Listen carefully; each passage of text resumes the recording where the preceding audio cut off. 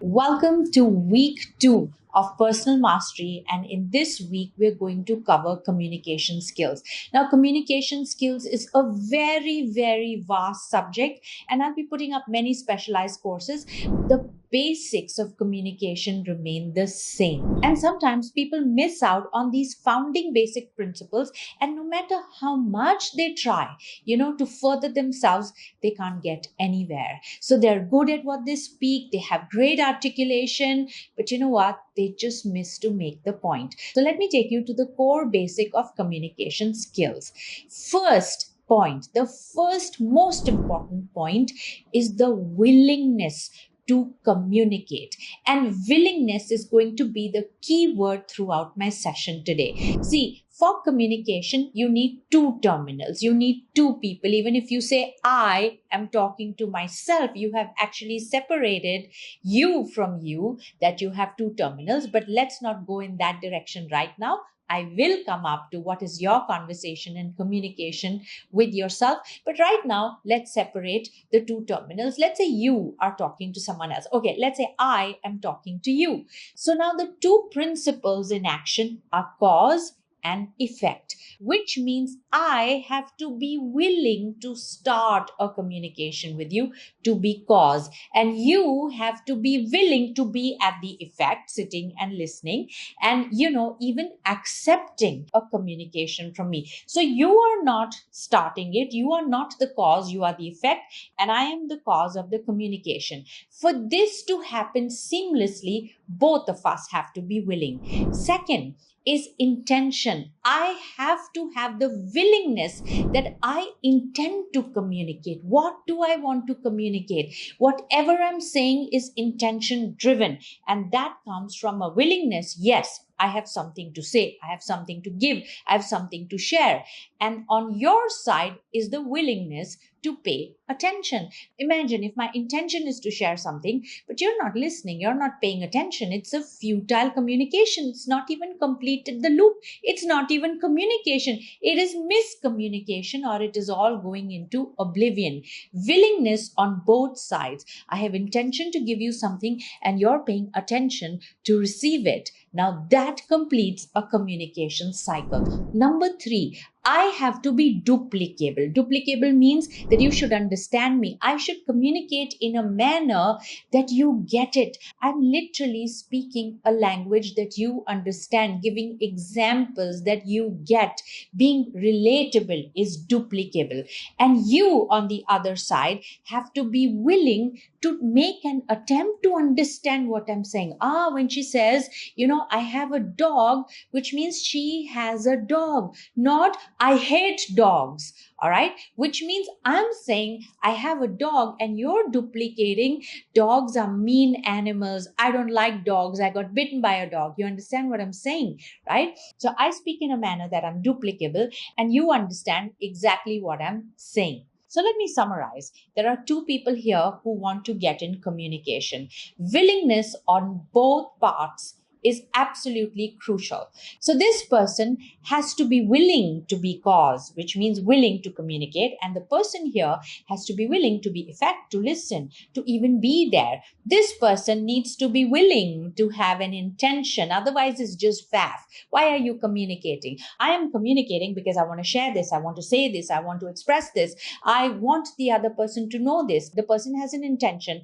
And the guy here is willing to give him the attention and listen to him. And lastly, the person communicates in a manner that he is understood, that he is relatable, that he's able to make a point in a manner that he can duplicate. The person on the other side can understand exactly what the guy is saying. And when the willingness on both parts is on all three fronts, that's when communication happens beautifully. Now, what we're going to do in this part today is to make you good on both sides. When you are communicating, when you are cause, when you have an intention and you are willing to be duplicable, and when you are at effect, when you need to pay attention, and when you need to make the effort to duplicate what the other person is saying. Now, let me give you an example of being willing to be cause, willing to have an intention, and willing to be duplicable. Now, let's say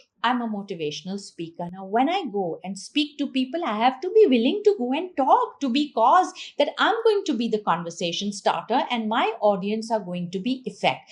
I need to have a clear cut intention. What am I going to speak and why am I going to speak in the first place? What is the impact? What is the effect that I'm going to create? So I have to be cause, willing to take the stand, willing to take the stage, willing to take the lead. Number two, I need to be willing to have a clear cut intention and purpose about what my communication is going to be about. And number three is willingness to be duplicable. So I have to speak in a manner that my audience understands what I'm saying and there is no misunderstanding. And for that, I need to know my audience well. I need to know their position. I need to know their ethnic background. I need to know their culture, their values, their vision, their position. I basically need to know who I am talking to be duplicable. For all you know, I'm talking to a bunch of students and I'm giving examples from the corporate workplace, or I'm talking to the CEOs and I'm giving an example of teenage conflicts and relationships. It's not going to work. You get it? The willingness has to be from my side to prepare, to communicate. And when I do that, my communication is not just outstanding, it is effective. It makes the mark, it gets the message delivered, and people say, I understand, I get it. And can you come one more time and speak to our team again? Now, let me give you the second example: willingness to be effect, willingness to pay attention, and willingness to duplicate. So, let's say my mother takes the position of cause and she's upset with me. Okay, and she goes on to say, Priya, you never do this, blah, blah, blah, and so on. Now, she's taken the lead.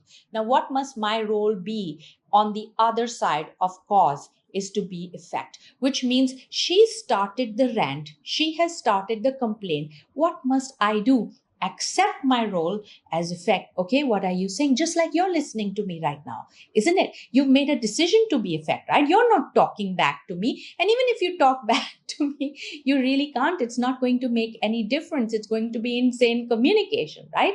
So cause and effect, same way when my mother is talking, what shall I do? Listen, okay, I am effect at the moment. What are you saying? Second, while she has an intention, oh, you don't do this, she wants to make a point. What must I do? Pay attention. Oh, really? What is she trying to say? That is what she's saying. All right. And not that my mind drift away and she says, hey, you're not even listening to me, huh? Now you always do that. You see where the communication is going to go. And lastly, when she is trying to be duplicable and say that I tell you to do this, that I call you, you don't answer the phone, you don't respond to WhatsApp messages. Now, if I'm not willing to duplicate what she's saying, by duplicate, I mean when she says dog, I imagine a dog. I understand it's a dog, not a cat.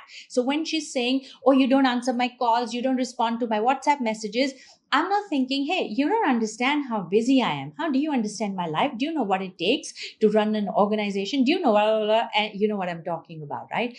All I duplicate is she's saying, you don't answer my calls and you don't respond to my messages. And I say, Mom, I'm sorry.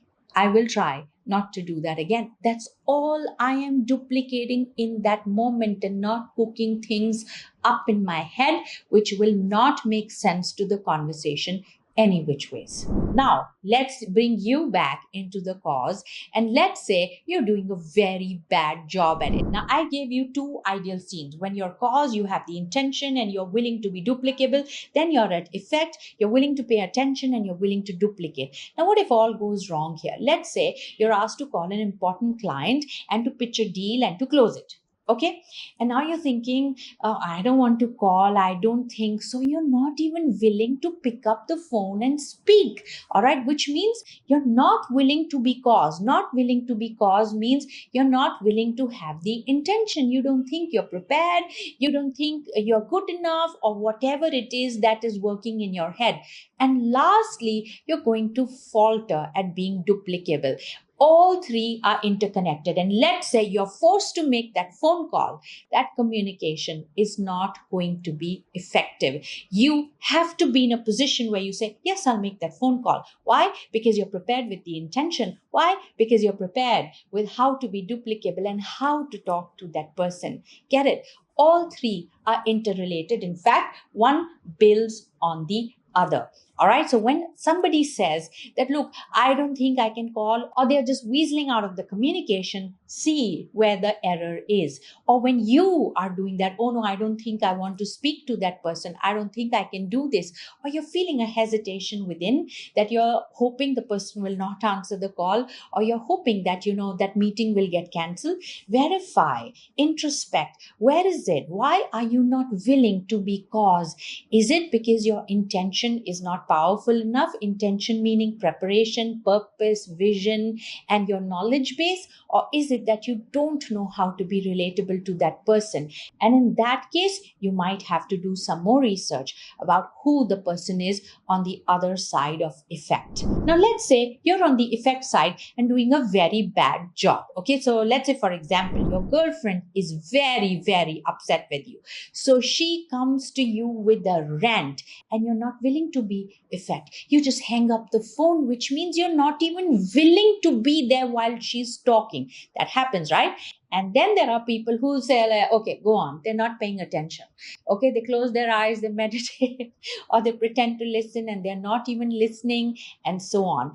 Or even if they're doing that, they do the third worst thing is not duplicate. So while she's complaining about you, don't pay attention to me, you don't get me flowers, and so on, and you're thinking, oh my God, this woman is just like so and so, and I made a mistake, and so on, and you're duplicating something else, you're cooking something else in your mind, and you are failing at being superb in communication by being on the effect side. So you can see the ideal scene and you can see the scene that will get you down. Now you have to be a master of both.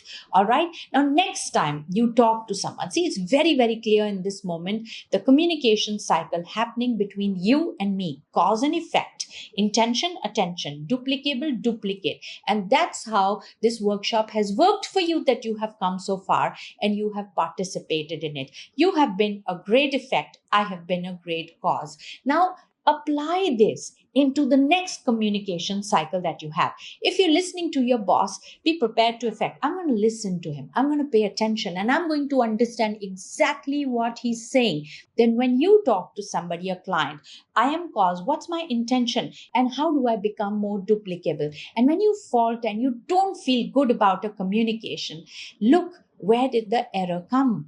First, identify which side were you on. Were you the one who started the conversation, asked for the meeting, and asked for the phone call? Were you on the cause side? If yes, then where did you go wrong? Or were you on the effect side, that you were not paying attention or you were finding it hard to understand the person?